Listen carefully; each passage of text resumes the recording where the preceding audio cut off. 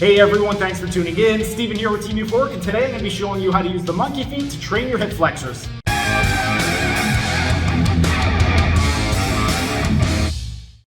This exercise is specifically going to target the deep lateral hip flexor muscles internal range, and for it we are going to need an adjustable bench, and you want it set up so that the bench is all the way up at 90 degrees. In terms of the setup position, you're going to go ahead and sit down on the bench. And then what you want to do is with the working leg, you want to go ahead and drape your leg over the non-working leg. Then from this position over here, you want to make sure that you're in a nice upright posture. And then in terms of the actual execution of the exercise itself, what we are going to do is we are going to go into flexion on a diagonal while going into external rotation.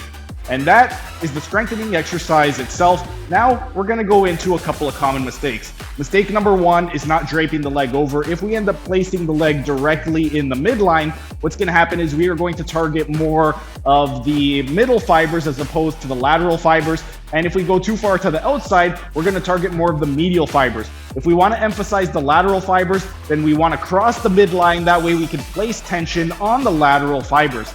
Second mistake is having the bench set too low. If you go at a 45-degree angle, then gravity is going to be working hardest in that middle range. And if we go completely flat, gravity is going to be working hardest in the external range. If we want to specifically target the internal fibers of the muscle or the internal range, we want to make sure that we are sitting at 90 degrees so that when we are going into hip flexion, gravity is working hardest in that internal range position.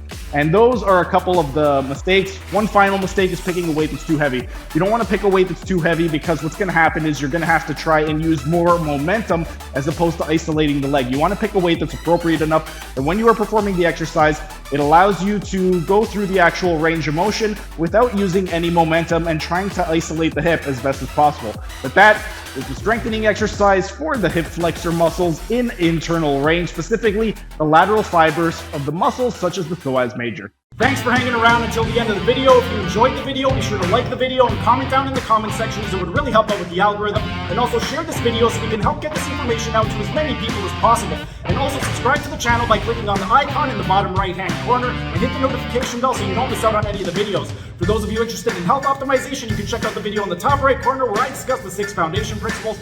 And for those of you interested in optimizing your performance, then consider becoming a member. It's only $5 per month and you get a ton of perks, including exclusive access to this program design lecture series playlist above my head.